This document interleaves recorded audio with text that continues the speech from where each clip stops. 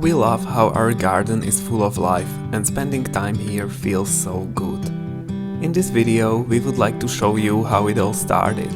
3 years ago we were total newbies in gardening on a land like this one. Maybe there were some distant memories from our childhood of how we had been helping our parents in their gardens, but that was about it. So let's take a look at the first season here and how it all went down. The beginning of the first year creating our dream natural garden was a big learning curve for us. We didn't know anything, and in the first months we didn't even have a car. We still had our full-time jobs in the city, so we had to return there regularly. We still have to, by the way. But we tried to spend as much time as possible at the country house. We were using a train and a bus to get there, but it was difficult to move bigger things. My parents sometimes helped with that. Here we are planting our first trees with my dad. It was quite a big moment because this was the first time we did something like this. So the first tree is planted. This one's almond tree and only 9 more to go. It was at the end of winter and as you can see the field had been empty. We planted 3 apple trees, 2 cherry trees and 1 almond tree. Additionally a few bushes too, hazelnut, mulberry, rowanberry and something that we call a bee tree or evodia. All the trees are planted now, we just need to water them a lot and that will be it.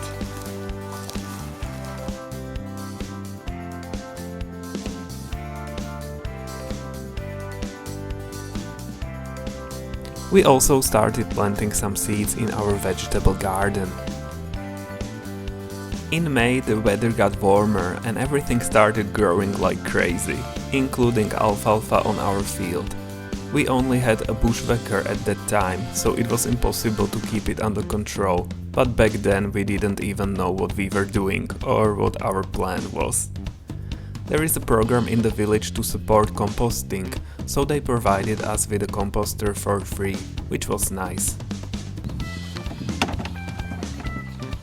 Nice.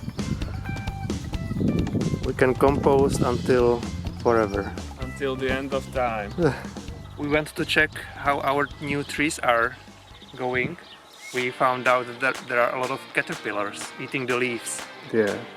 So we have to pick them up, throw them away. We already did it yesterday and 2 days ago. And there are immediately new ones. Oh yeah, good times discovering all these things. Our neighbor helped us with the alfalfa field. He has rabbits, so we also used to give him some of the fresh alfalfa as they love it. We tried to rake the field, which was almost impossible with the little amount of time we had. My mom came for a visit and she advised us to use cardboard boxes to cover parts of the field in order to stop the alfalfa from growing. The plan of transforming the field at least partially to a meadow was born here. It will be a long process.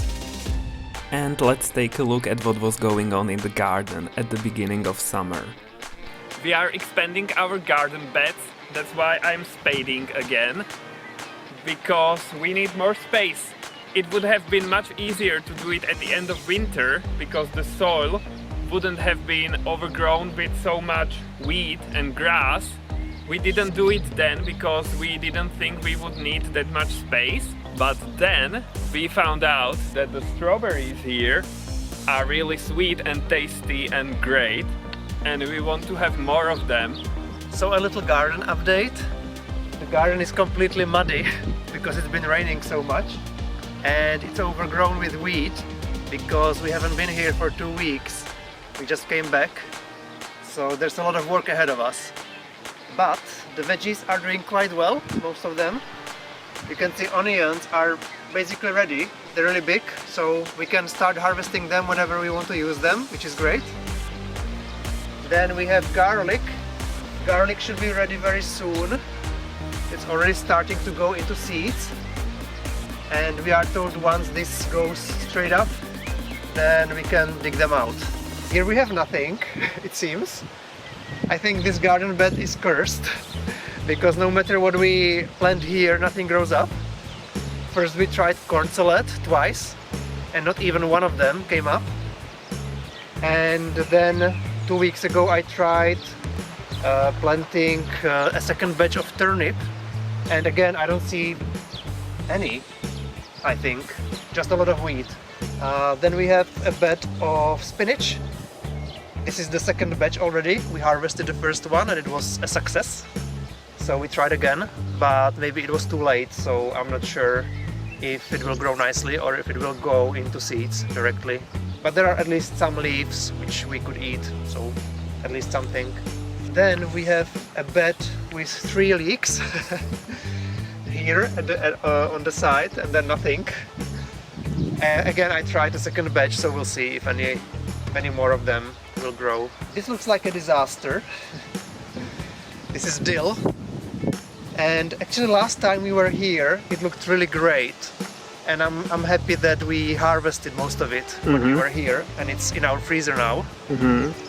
And then we came back and I thought it would be flowering, but I don't know, maybe it's too wet and it doesn't like it. So yeah. Here we have some leftover tomatoes. The ones which we planted on our balcony in the city are much bigger. But yeah, these are the ones which would normally go to waste. So we'll see if they'll have any fruits.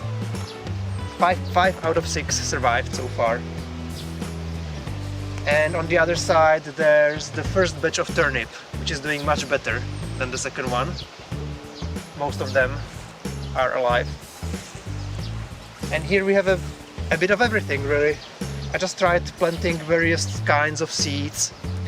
There's some radish here, which looks amazing, really big. Then we have arugula, which also looks very nice, much better than in a pot on our balcony. Yeah, I love the arugula. Yeah, Peter's favorite. He told me that this is exactly how he wants it, so I was complimented on my arugula. Yeah, there's also some kale here, Canadian kale, and some lettuce. But I also planted it quite late, so I'm curious if it will create a head. That's what we call it, a head of lettuce. But we'll see. Here we have some cherry tomatoes, again leftovers from our balcony, and I see they will start flowering soon. And they are all doing well, it seems. Here there's a lot of wheat, and there's one pumpkin hiding somewhere in the middle. I planted 6, but only one of them is visible at the moment. Yeah, and then there's the part which Peter is spading, and the strawberries. There's so many of them, so many red strawberries, which we are going to pick soon and put into our breakfast again. Yeah. Later we bought an electric lawnmower to help us with the grass in our yard and in the garden too, at least a little bit. And now I'm mowing the lawn. The objective is not to have the perfect golf course, but just not to have a jungle. I've just finished. I think the garden is mowed. It looks gorgeous. Yeah. I also mowed this part, but I only created these paths here and here because the ground here is uneven, so we could destroy our lawnmower by mowing that part, and it would also be too much work. And I like these paths, they are kinda cute. I finally finished weeding the garden, but before I got from here until the end, I immediately started round 2 because the weed is growing so quickly. Tommy's mom showed up and we rediscovered and cleaned an old fire pit. She was helping us in the garden too, which was very nice. I'm going to cut these nettles and we will put them to the plants, into the soil, so they will work as a fertilizer a bit. Cool. Finally we found something to do with nettles. We are planting Kamchatka honeysuckles here. It's a special edible variety. The fruits are similar to blueberries and one of the first ones to appear at the end of spring. And the soil doesn't need to be acidic like with blueberries. And the first one is done.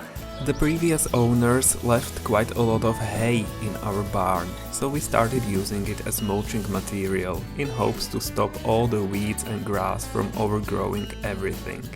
We mentioned previously how tasty our strawberries are, and now they are creating runners, and we want to use the opportunity and have more of them. So my mom is now preparing pots where we want to plant the runners, and yeah, that's what we are doing. We have the pots prepared, so now I'm looking for good candidates. Here I found a good runner, so I'm gonna put it in the middle of the pot and put a little rock here so it doesn't move and stays in place. Look at all the lettuce. I was not expecting it to get so big, but it was so rainy that it grew really big. So we're gonna harvest 2 of them today and have them for dinner. Yeah. So big, wow. Yeah. That's enormous. And I guess this one or this one? This one? Mom? Mom? This one you say? Okay. I listened to my mom, so I will take this one. There we go. Hold it in your hands so we see how enormous that is. In my hand. Wow. My hand is enormous as well. There is a forgotten pile of rocks in our garden that is overgrown with weeds, so it's like a little wild corner. But we found out there were also old raspberries growing. Look! Not like huge amounts, but considering they are growing here on their own, nice addition to our breakfast. I started making tea from various fruits and herbs that were growing everywhere. Here, for example, sour cherries with peppermint, blackcurrant leaves and a bit of lavender. Look at how many sour cherries we've just harvested. So many.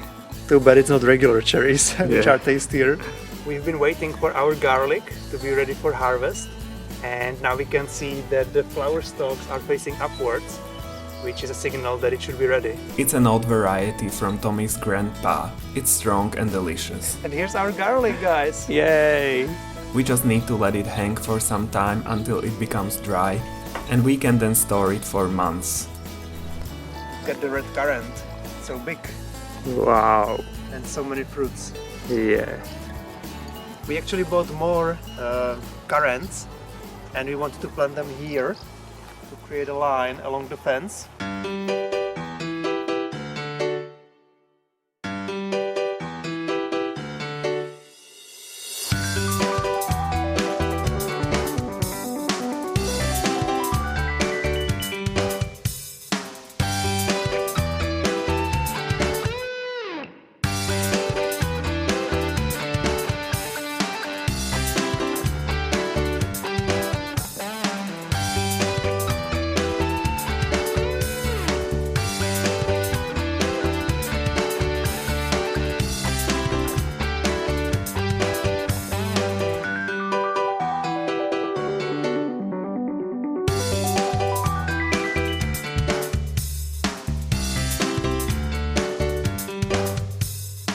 We have 3 black currants, 2 white currants, and 1 red currant.